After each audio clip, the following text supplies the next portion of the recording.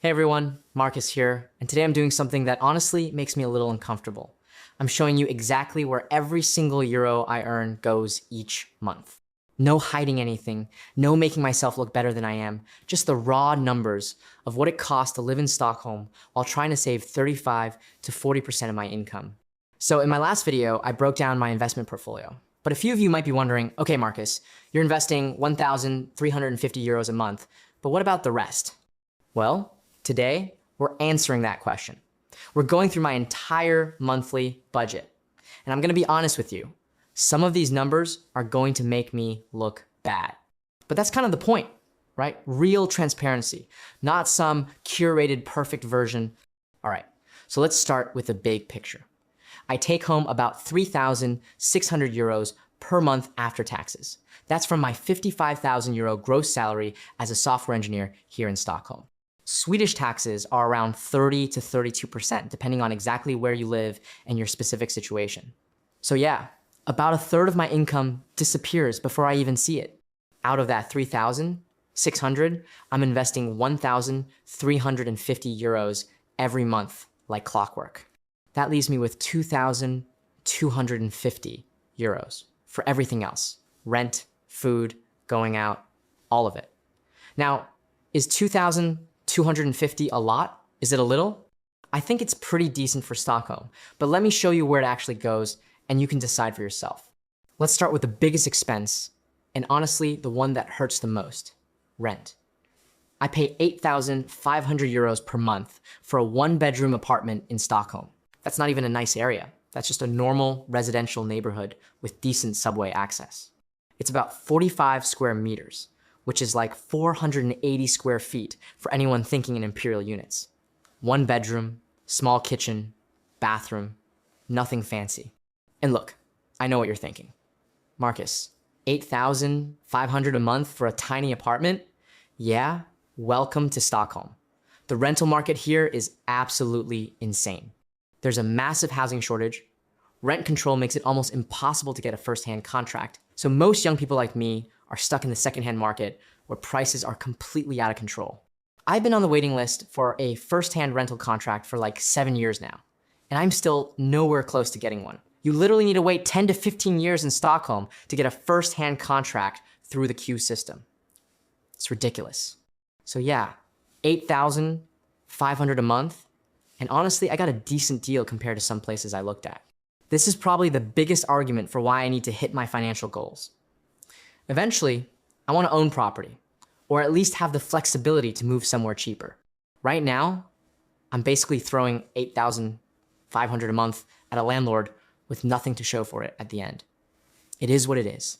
So after rent, I've got 1,400 euros left for everything else. Let's talk about food. I spend about 400 to 450 euros per month on groceries. That's shopping at ICA, which is the big grocery chain here. I try to meal prep on Sundays, cook most of my dinners, make coffee at home instead of buying it every day. You know, the normal stuff everyone says you should do to save money. But here's the thing, I'm not always great at it. Some weeks I'm really disciplined, I meal prep everything, I bring lunch to work, I'm super efficient. Other weeks I get lazy, I buy lunch out a few times, I order food delivery because I'm too tired to cook after work. So that 400 to 450 can sometimes creep up to 500 if I'm not paying attention. And honestly, food in Sweden is expensive, like really expensive. A basic lunch out is easily 12 to 15 euros. A coffee is 4 to 5 euros. If you're not careful, you can blow through money really fast, just eating and drinking normally. Transportation is actually one area where I keep costs pretty low. I spend about 100 to 120 euros per month total. The main thing is my SL card, which is the Stockholm Public Transit Pass. That's about 95 euros a month for unlimited subway, bus, and commuter train access. Then maybe another 20 to 30 euros occasionally for bike maintenance or the odd taxi if I'm out late and the subway isn't running. I don't own a car, and honestly, I don't want to. Parking in Stockholm is expensive. Insurance is expensive, and the public transit is actually really good here. Plus, I bike when the weather is decent, which is good for me anyway. So yeah, transportation is probably my most efficient category. Now let's talk about the category where I consistently overspend eating out and social stuff. This is my weakness.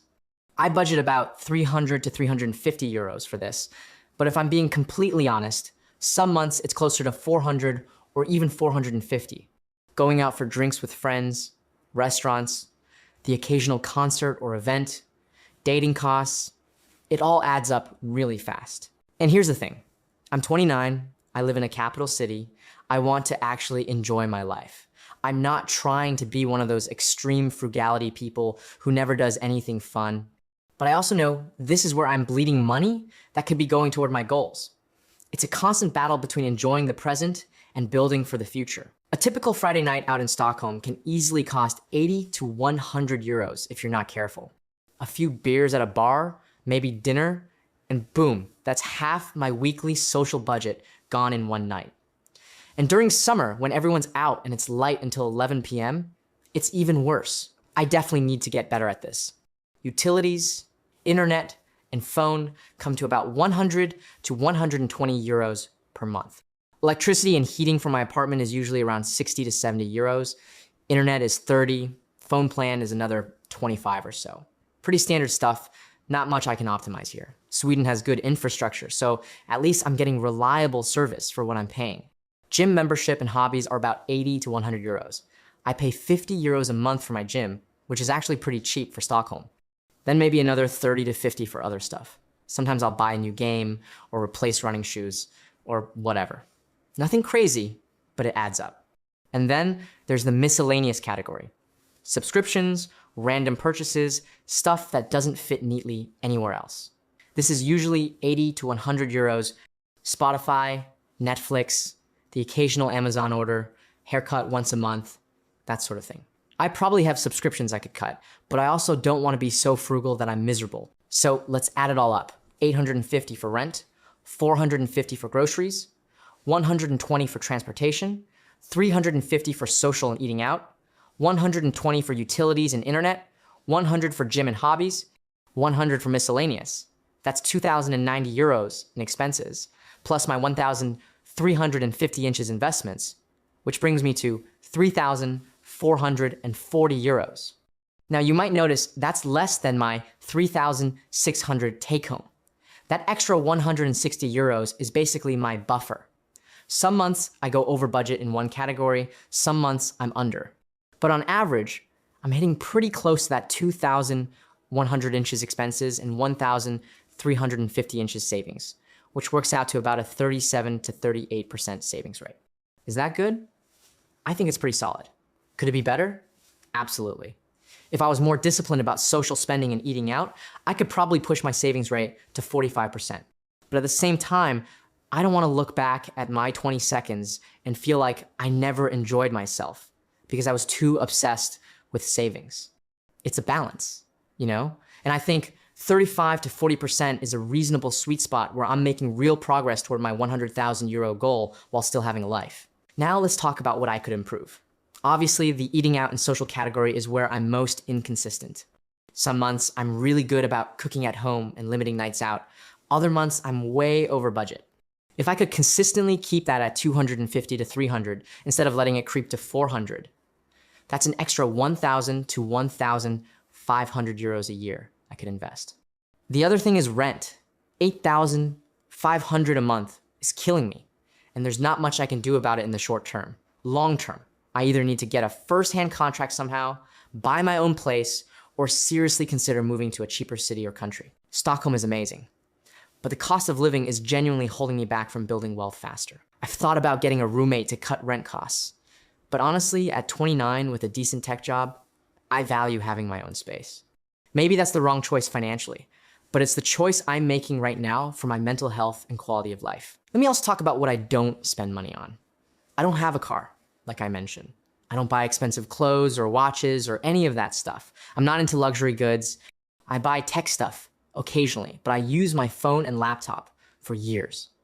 I'm not a big traveler, maybe 1 or 2 trips a year, so it's not like I'm living this extravagant lifestyle. Most of my money genuinely goes to the basics and then a bit of social life.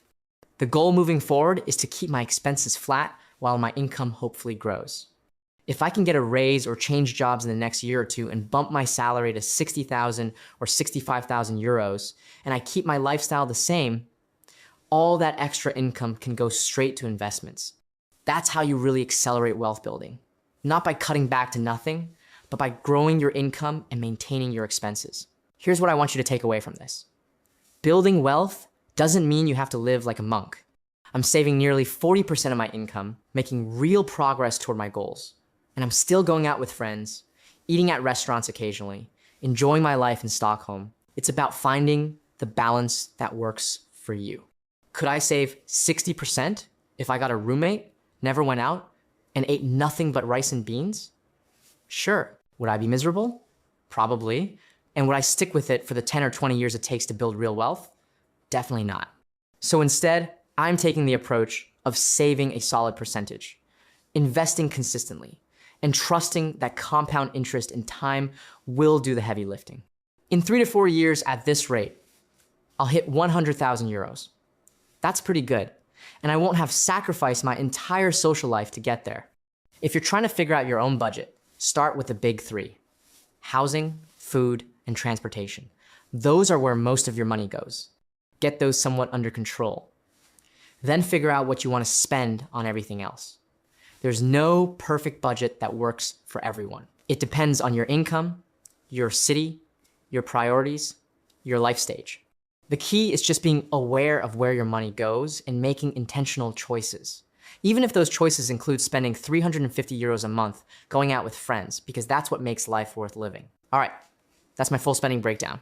Next video, I'm thinking, I'll talk about my career progression and how I've grown my income from 38,000 to 55,000 euros over the past few years, because that's honestly been a huge part of my wealth building strategy. If this was helpful or interesting, hit that like button. If you're following along on my journey to 100K, subscribe. That's it for me. See you in the next one.